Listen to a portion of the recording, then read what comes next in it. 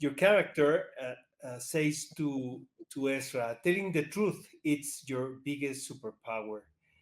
Sometimes we don't uh, give this statement such an importance as we should, no, do on daily life. No, telling the truth is really, really, really a good weapon, no, to live. That's my opinion. Yeah. It's also like, it also feels like that's such a provocative thing to say these days. And Exactly. I don't know when the tide turned on telling the truth, Agree but with you, my friend. Definitely. I don't know why that's such a controversial thing. I've been asked that question a few times, and it's like, I don't know. I grew up thinking the same thing, and I still want my kids to feel the same way. Telling the truth will always set you free. It's always the best way to go. And I think he's right about that with Ezra, especially that Ezra cannot not tell it like it is, and it's his great gift, really. One of his great gifts. Yeah. I love the film, man. It's really Thank beautiful. you. Thanks Beautiful. so much. There's a delicate line between comedy and tragedy, and your character portrays that wonderfully when he do stand up. So we can. I always say that good sense of humor, it's really close to pain. Hmm. I don't know if you agree with I me. do agree. I do agree. Yeah, I think some of the best comics of all time um, display what you're talking about, right? I mean, it's like a cliche at this point that, comedians are the saddest people, really, and they're the most complicated and tortured people are comedians. And I know a lot of comedians. I know some really well-adjusted comedians, but most of them are pretty dark underneath.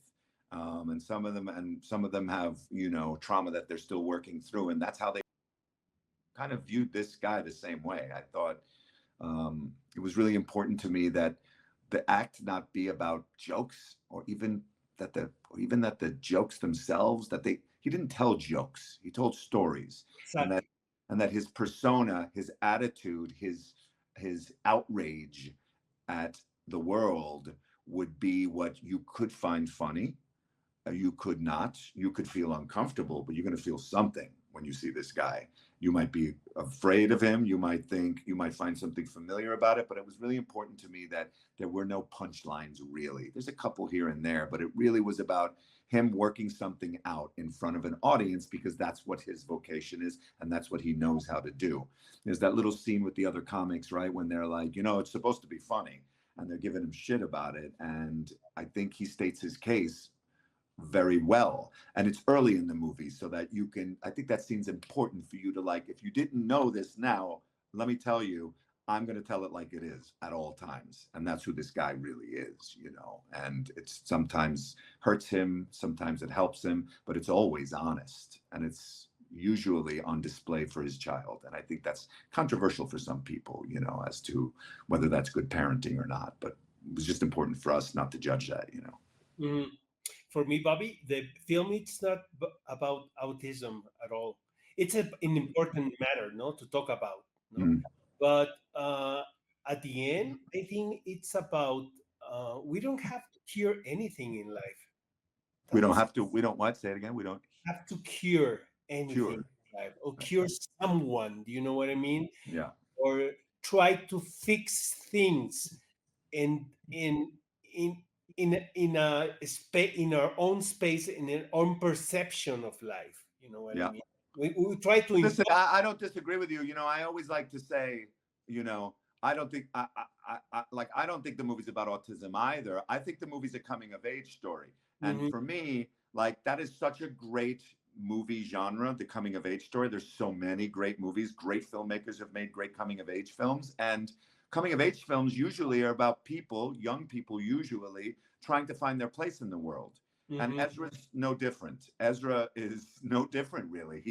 And his father, the added thing is that he has a father that's advocating for him because he has to in the world that we live in, unfortunately. But if this guy can kick everybody's ass in the world to be able to come to their senses that his son has just as much of a right as anybody else to live freely in the world, then he will do that. And I think that's like what makes the movie a little bit more interesting as a coming of age film, is that he's got this kind of bodyguard that's yelling and screaming over his shoulder, telling everybody, hey, he deserves to be here, just like you. And, I think in coming of age stories, usually the child finds that person, and in this case it's his dad, It's and yeah. and his grandfather in his way, and his mother in her way, but they are going to help him get there, because that kid is going to grow up and be an amazing person. By it's happening no matter what.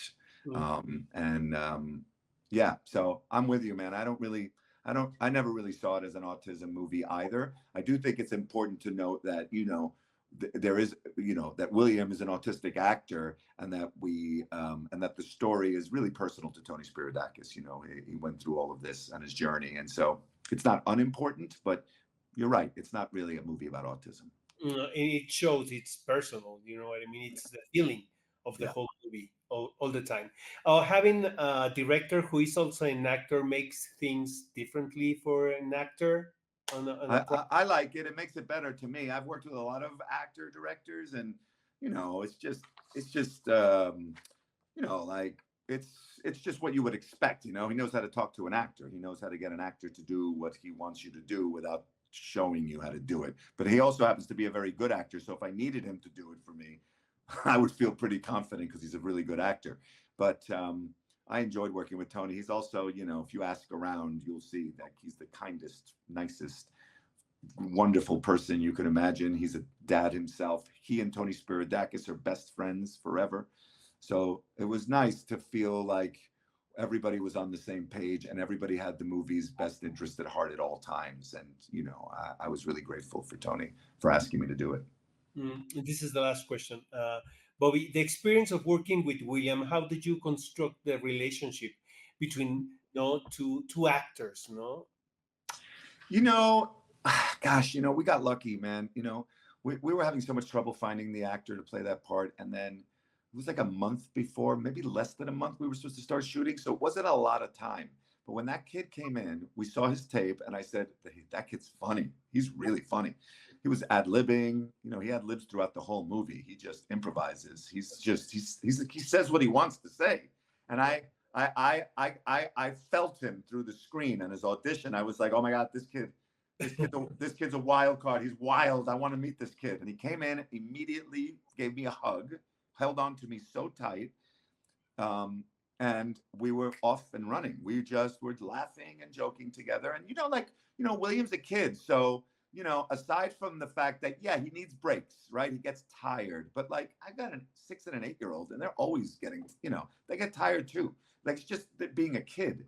And he's not used to being on a movie set. And so I never really thought of him as having to be special in any way. I just thought, this is unusual for any child to be on a movie set. And, we just don't want to overwhelm him, but I would feel the same with any child. I had chemistry with him from the moment I saw him.